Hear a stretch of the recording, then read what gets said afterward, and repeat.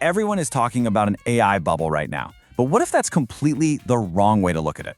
In this explainer, we're going to cut right through the hype to get to the surprising reality of the 2025 AI economy and what it actually means for all of us.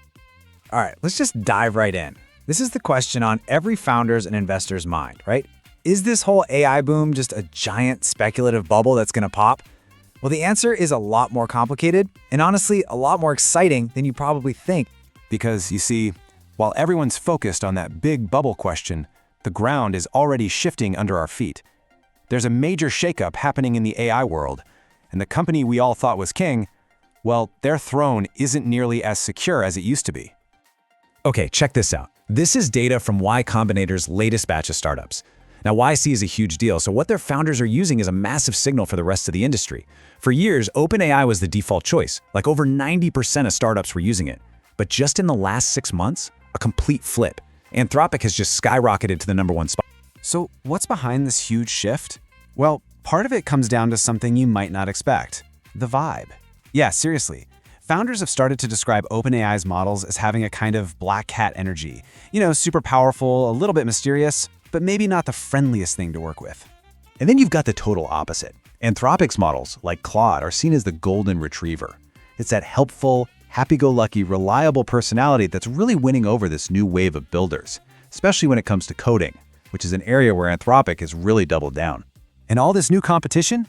It's leading to a brand new playbook for startups.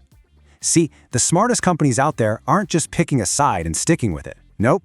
They're playing the whole field with a really clever strategy. It's called model arbitrage. And what that really means is, instead of being loyal to just one company, they're building a system that lets them swap different AI models in and out. They use the best tool for each specific job, constantly fine-tuning for performance, and, of course, cost. So how does that actually work? Well, a startup might break down a big task and figure out that, hey, Gemini is amazing for understanding the initial context of a problem. But then they'll take that output and feed it over to an OpenAI model to do the final execution. And as new models come out, they're just constantly testing and swapping, always benchmarking to see what gives them the best results. And this is the absolutely crucial point. This insane competition between OpenAI, Anthropic, and Google, it's not a bad thing. It's fantastic news. They're basically turning raw intelligence into a commodity, which is creating a massive, massive opportunity for anyone building apps on top of them. Okay, so this brings us right back to that original question about the bubble.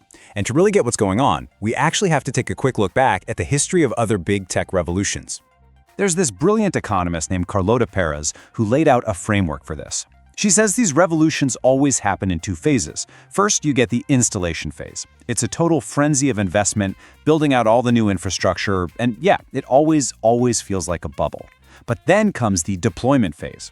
That's when all that infrastructure is in place, the costs drop like a rock, and a whole new wave of amazing applications gets built. The dot-com bubble is the perfect example of this. Remember in the 90s, companies spent billions and billions laying fiber optic cables all over the world? The bubble popped, and suddenly there was this massive glut of super cheap, super fast internet bandwidth.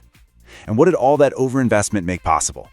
It made bandwidth so cheap that an idea like YouTube, streaming video to the whole world, could actually exist. And that is exactly what's happening right now in AI.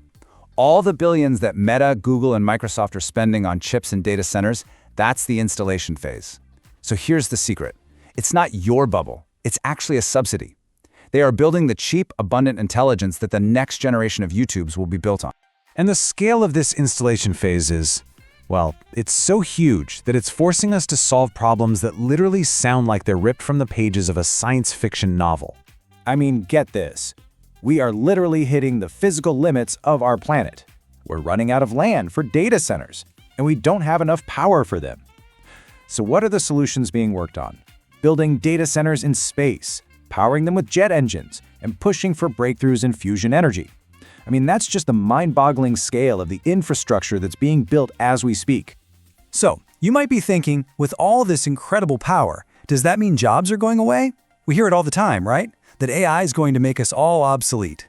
But what's actually happening, especially inside startups, is something totally different and way more interesting. Let's just take this company, Gamma. They recently hit a huge milestone, $100 million in annual recurring revenue. By any measure, that's a massive success. But here's the insane part. They did it with just 50 employees. 50! This is the new reality. It's this trend of extreme capital efficiency, and it's all made possible by leveraging that AI infrastructure we were just talking about. People are calling it the reverse flex. It's not about bragging about how big your team is, but about how much you can achieve with a tiny, incredibly focused group. So when you hear people talking about the AI bubble, remember this: it isn't really a story about risk, it's a story about preparation. An entirely new infrastructure for an age of abundance is being built right now.